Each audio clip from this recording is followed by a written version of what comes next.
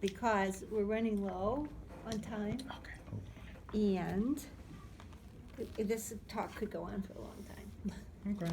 But anyway, I want to talk about play, and play is one of the most important things that children do, and as Erickson said, play is the work of childhood.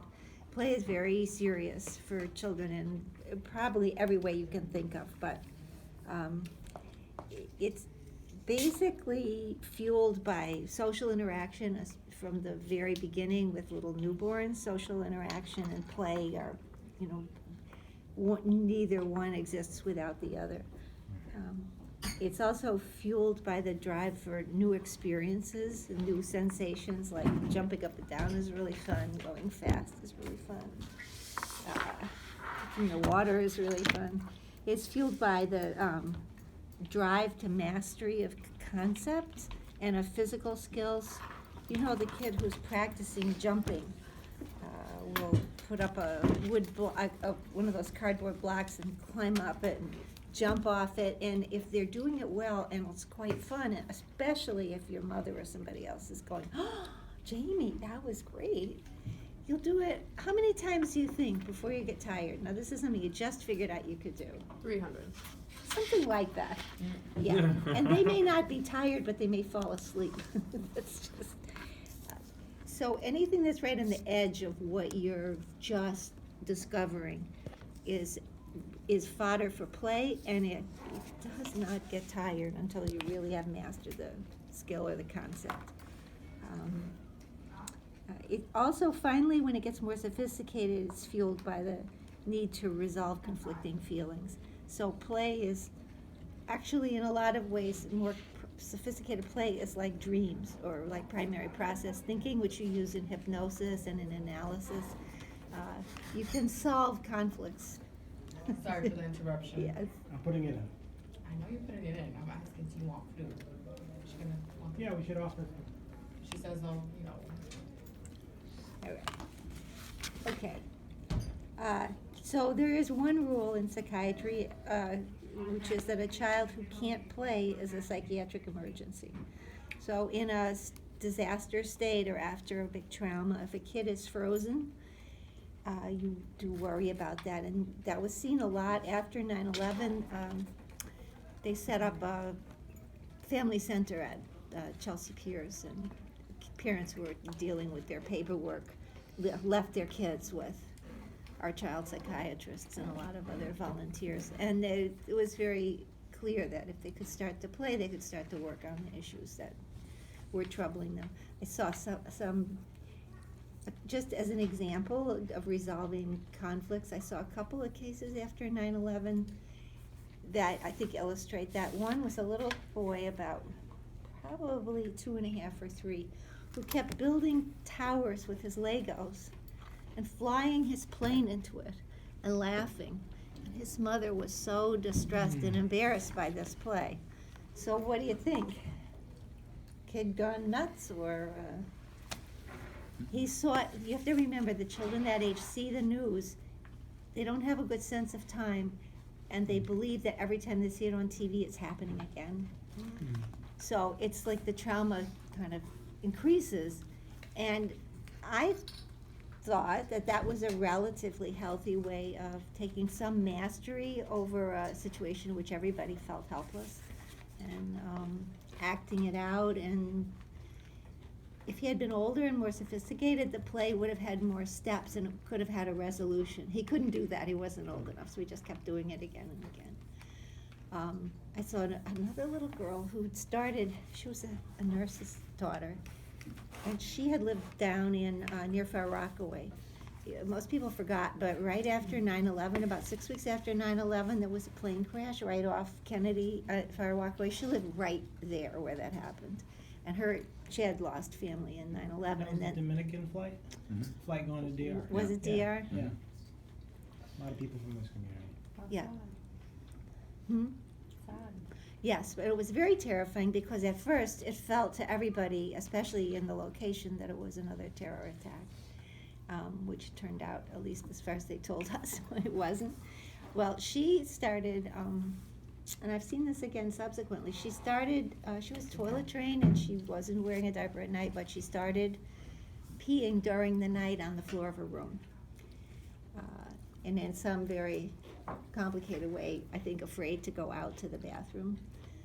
So she came up in a cab to see me, and on the way, she told me, on the way up, she had seen Osama bin Laden in a cab on the street. Some adults thought that also, so we can't be. So when she was in my room, I happened to have a lot of G.I. Joe soldiers. She set up a whole army of guys with their guns pointed toward the door of the room that we were in. And it was pretty clear what she was planning. And then Charmaine, I don't know if you remember, I had a secretary at one time, in a distant past, opened the door to come in, and there were all these soldiers aiming their guns at her. It was very funny in a way, but that was a way of using play to try to work out some fears. And you don't have to know how they're supposed to resolve it, you just have to give them the opportunity and the approval to play things that look aggressive or on the wrong side. The parents are sometimes very upset because they think the kids are like the terrorists. They're editing the content too much, but anyway. So it can be pretty powerful, and if you can facilitate a little bit of play in a kid who's traumatized, it makes a huge difference. So as I say, usually play is associated with fun. Every once in a while it's not. Once it's, for example, if it's with the conflict, dealing with the conflicts. Another one is when it's, they sort of get competitive or competitive even with themselves, and it gets frustrating. I saw a kid who did a racket, turned out to be a racket sport person for the rest of his life, but he was practicing with a paddle and a balloon against the wall in his house. Wouldn't stop crying for everyone he missed, but still wouldn't stop. He was so driven to master that skill. So it's not always fun, but in general, it's usually fun. The other thing I just wanted to, I won't talk about psychiatry anymore, but there is another thing that's very common in kids around 3 to 5, which is counterphobia. Does anybody have a thought about what that is? It's kind of, don't forget, they're pre-logical, they have very strong feelings, and their logic is by association. So it's like the two sides of the coin, love and hate. It can flip on you anytime. And because they're pre-logical, they can hold two contradictory feelings or thoughts in their head at the same time and work them together.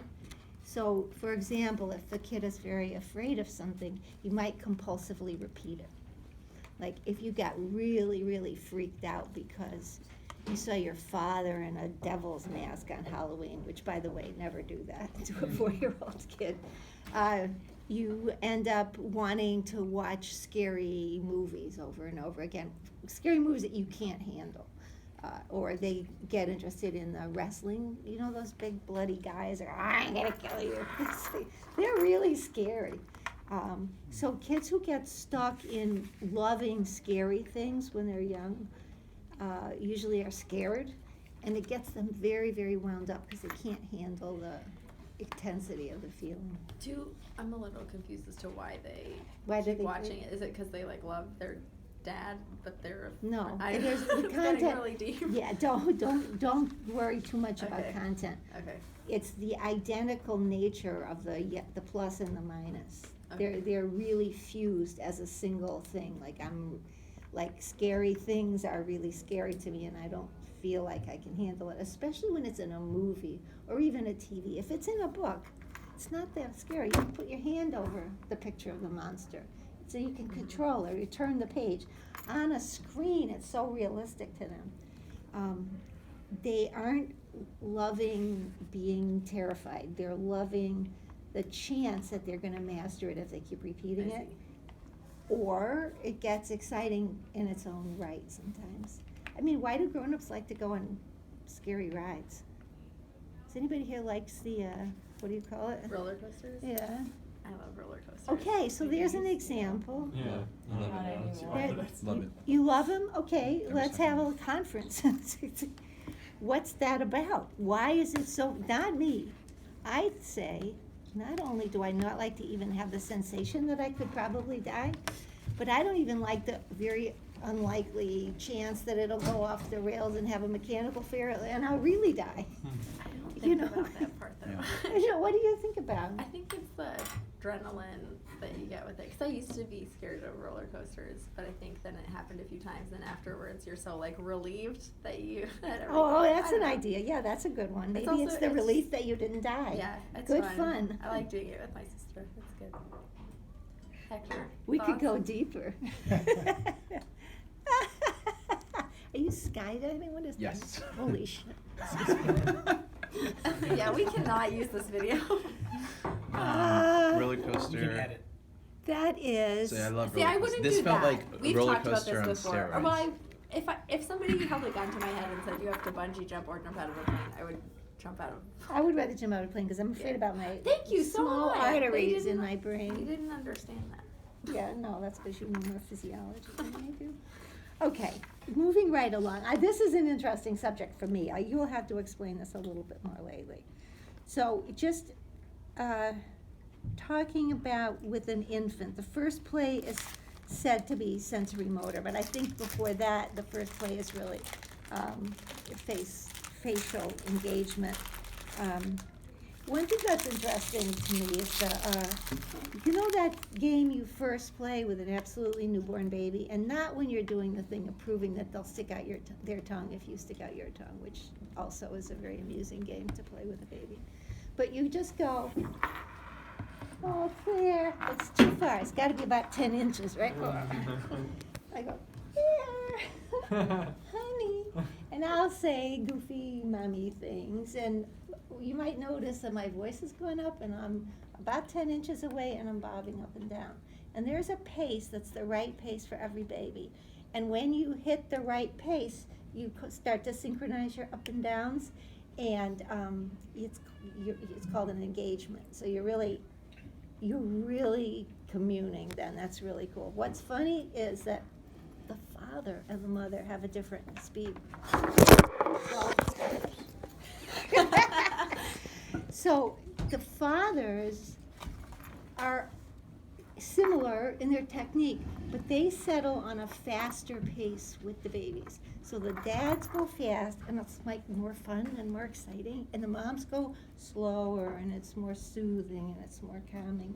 This is statistically true, which I think is fascinating. It'd be interesting to see if there are couples in which it's reversed and if they have different roles with their babies, but that's kind of play. So the first sensory motor play, which babies do when they're just turning around and kicking their legs they're actually mapping their bodies. They're learning their body schema, they call it. They don't actually know that when they go like that, that's their leg moving. They have to figure that out. When they roll, it's that sensation of the skin against the mattress is how they learn where their edges are. There's a lot of just body mapping that goes on in the sensory motor. And then the social emotional play is a more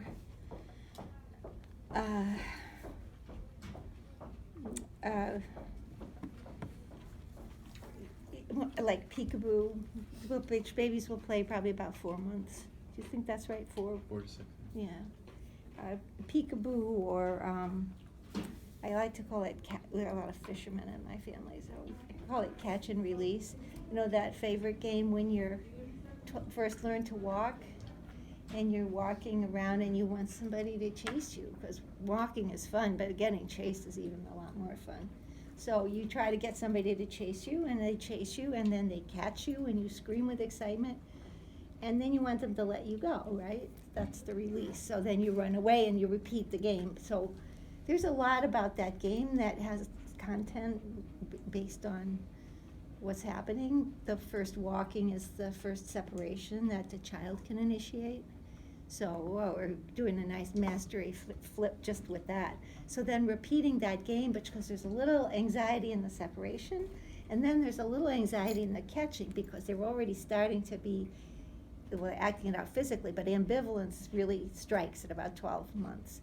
I want you to catch me, I want you to hold hold me tight. I want you to, like, oh, I'm suffocating, you know. So then you have this excitement of the freedom, and then the relief of being caught, and then the horror of being caught too much, and then the pleasure of being let go. So there's a tremendous combination of physical and emotional and social. Actually, conflict resolution too. It's all in there, and that's one of the first really physically active games. So that would be. Then concept development. Actually, I should have put that before. That things that you practice repeatedly because they're a new idea for you. Like, for example, oh, I love my block. It's so delicious. It makes such a nice noise. Uh-oh. So if I do that 10 times in a row, Claire would never give it back to me 10 times, but that would be the game at home. That's the testing of object permanence. So that's a concept that they're practicing because once just isn't enough to get it. So then the next stages of play are up to 18 months is considered pre-symbolic play, of which there are 3 stages, sorry. Exploring objects is just up to 12 months. They'll just like grab things, wave things, bang things, chew things, of course throw things. 9 to 12 there's non-functional play, which is just you like the objects. You'll go like this. You might go like that, whatever you think of. But then the 10 to 18 months starts to be functional play. And it's very cute when you see it. You recognize it right away. You give a kid a little hairbrush, and she'll go. So it's not exactly symbolic because it is a little hairbrush and it is little hair. So, but it's you're starting to see like more of an engagement in doing things that mean something in the play. So then right around 18 months, stir with a spoon is the other example I could think of. If I get a spoon and some cocoa, I could stir it up. So that's functional but pre-symbolic. All those kinds of play are very stimulated by company, and especially if somebody is watching you. Remember, look at me, Mom? Remember saying that like 100 times a day? I don't know how my mom didn't smack me. But my 2 brothers were doing it more, so probably could have smacked them instead. So 18 months, simple pretend. So you get simple objects. You have the famous baby and the famous bottle. And the first stage of symbolic play, and it's symbolic because the object you're playing with is clearly not the real object. Everybody knows that that's a toy baby and a toy bottle. And yet, they're extremely similar. It's the earliest stage because it's very similar to an actual. It really looks like a baby in a bottle. So then you feed the baby. That's 18 months. You want to see that they have some kind of symbolic play like that. Just pretending to drink from a cup. That would be one stage before. That would be functional play, probably. But maybe, I don't know, it's not always that clear, like pretending to clean up. 15-month-olds love to clean. They like to vacuum, give them a dustbuster, happy all afternoon. Give them a wet sponge and they'll clean every surface in the apartment. It only lasts a very short time. Don't get your hopes up. But that's functional play, and it's considered pre-symbolic. But obviously there's a kind of a loose line there. So at the beginning, the props have to be realistic. Now between 3 and 5, I just want to talk about what you see in terms of increased sophistication of play. There's a couple of lines in which the sophistication develops. For the props, at first when you're starting, it's realistic. And for example, if you really have to have a sword, when you're 3, that sword has to be like this big and bright yellow and Nerf, and you can bop your brother. If you're 4, 4.5, just a dirk in your sock is plenty. That's more than enough. Because as you get more symbolic in your thinking, you don't depend on size so much. It still has to look realistic, but it can be littler. And when you got really sophisticated, it just has to be more or less something you can pretend is, this could be my sword. I gotta go, shh, shh, shh. So the decreasing realism and the decreasing size are one train of advancement. In the levels of complexity, the first thing the baby does is do it to herself, comb her own hair. Then, you really know you're getting symbolic, she'll groom the doll instead of herself. So now there's an agent and a recipient. Then, you can feed that doll, and then feed the next doll, and then feed the next doll. So you see how it can expand, and then you can get more complexity. You can give the baby a bath and dry her off and feed her the bottle and burp her and put her in bed and give her a blanket and drive her around in the carriage. I mean, you get a whole story. So that would be of that chain of complexity. That's one. The other is the theme itself. The first stage, the first thing they do is feed the baby once and throw it on the floor. That's it. And the play gets more elaborate. But the first set of scenarios is domestic, familiar. Like it's almost all baby and kitchen play. Then the next level is things they know firsthand, but they're not every day. Like go to the doctor. You start to get some content about fear there. Go to the post office, go grocery shopping. Grocery shopping play is a very, very popular. The play shopping cart is one of the most popular gifts you can give a 3-year-old girl or a boy. The boys actually really like grocery shopping also. Post office, something like that. It can have a lot of parts, but it's one step higher because it's out of the house, basically. And then the very sophisticated 5-year-olds will put a colander on their head and drive their spacecraft right all the way to Mars and get out and talk to the Martians. You can make a whole story about it. So, and another way of looking at it is they're using an object alone, or they're using multiple objects, or they're having the kind of parallel play in which we're all sitting around here, hammering our forks on our plates and thinking that that's very funny and waiting for our mother to yell at us. But then the next one is that we're all like really there's two kinds of parallel play. One is you're really independent, and the other one, I gave them the wrong example. The second one is where you're all doing it as a kind of a cooperative. It's not interactive, it's parallel, but it's very much stimulated by having the other people doing it. And then the final, like the 5, 5.5, 6-year-olds, I saw the greatest example of this in the medical center nursery. I'll tell you the true story of 3 little boys who had a lot of those big blocks, that they have in schools. Mm-hmm. And they were saying, we could make a racetrack and the trains could race. It would be so cool. We'll have the bridge and we'll have this and that. And then they started to look at what they had and they realized they just didn't have enough blocks for the scale they had in mind. So they looked at the other group of 2 little boys who were making a tower, and they had quite a few blocks there. So the kid said, Les, maybe they'll do it with us. Maybe we can get their blocks and then they can play with us. So they sent a representative, and he told them their great idea and how much fun it would be. And the boys agreed, and they brought their blocks all together, and they made this fabulous big racetrack, and they started holding the races, and then everybody got distracted by something else. But I think if you can organize and cooperate and secure resources that are not easily available to you, who says you can't just run a business? You could go straight from there to Wall Street. That's what it takes. So what you're learning in play is really, at the end, by 5 or 6, those are really mature life skills. There's a lot of problem solving involved. So anyway, I thought that was cool. I just want to show you the Westby Play Scale, which I know some of you have seen recently, but it is fundamentally, you can use it as an observation worksheet. It talks about the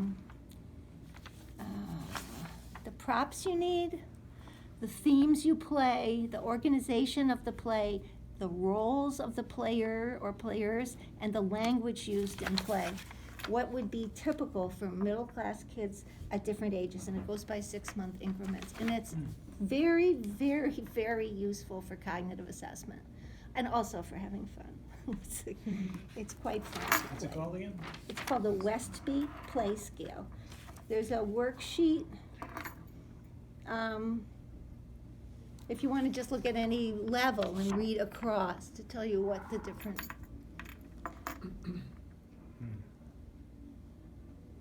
It's pretty specific. And nobody's straight across the board. Everybody zigzags a little bit. But I use this sometimes with kids with severe motor disabilities whose cognitive disabilities are not as bad, and review it with the mother, what they're doing and what is coming next, so they can get a better. I did this with, oh God, remember I had that little girl with no cerebellum at all? So she was very physically handicapped. She seemed to be pretty smart. So every 6 months, we'd review what she was doing, and the mom was very educated. And what was next was her goal, and she had an older sister, so of course the older sister got to be the therapist for playing on the next level but I think it was useful for her. It's useful for us as diagnosis, but it can be useful for parents too, to understand what the kids should be doing. And the big deficit that you see in autism starts at about 18 months because they don't go well into symbolic play. Or symbolic thinking, which is why language is another big issue for them. And then I won't even talk about what adults do to play. We lose most kids to technology by 6. And then you guys play. Oh, there's a couple of controversies. We don't really have time. But gender-based play or gender-neutral play is a very hot topic in the Upper West Side these days, and in a lot of other middle-class places. Our community here tends to be much more gender segregating in play. I saw a mother snatch a ball out of her little girl's hand, and she said, "That's for boys." You know, they're pretty. They're family from around here? Yeah. The Dominican community is pretty gender yes or no kind of. There's not a lot of, and there's a lot of feeling against. Oh, Barbie is like for girls is like machine guns for boys. You know, there's a lot of social opinions about it, but there's a lot of criticism of Barbie now because not only is she physically super perfect, but now she comes with an identity, a lot of lines, a very specific role, and a lot of equipment to go with it, which is great for marketing, but it doesn't leave much to the imagination. So you're Barbie the vet or Barbie the first woman president or whatever you are. I mean, they're trying to get positive models. Barbie with the hijab. Do they have that? Yeah, Barbie with the what? the hijab. Oh, do they? They probably do, right? Yeah, it was a controversy in the papers like a few months ago. I missed it. That's pretty hysterical. The next one that you may not have had to deal with because it's very expensive is Barbie with the artificial intelligence, What? who learns about you by asking you questions and maps things to say to you and says, "Will you be my friend?" It's creepy. For kids? Yes, for little girls to be their best friend and their social ally. I don't like it. Yeah, everybody reacts that way, but. And then there's all the, I read that. if your boy wants a tutu because all his friends are 3.5-year-old girls and they're all into ballet and they all, any children's store, any toy store sells tutus, right? You know that, right? You can get a blue one. Anyway, if you wanted to play, if I were just doing my sensory motor, even more my functional, I'd just be banging it, right? But if I started this, what would you know about me? That's nice and symbolic. Nice and symbolic. This doesn't really look like a truck at all. I'm probably second stage on that. And if I go, beep, beep, beep, beep, beep, you know I'm from New York.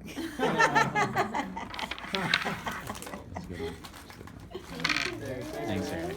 Thank you.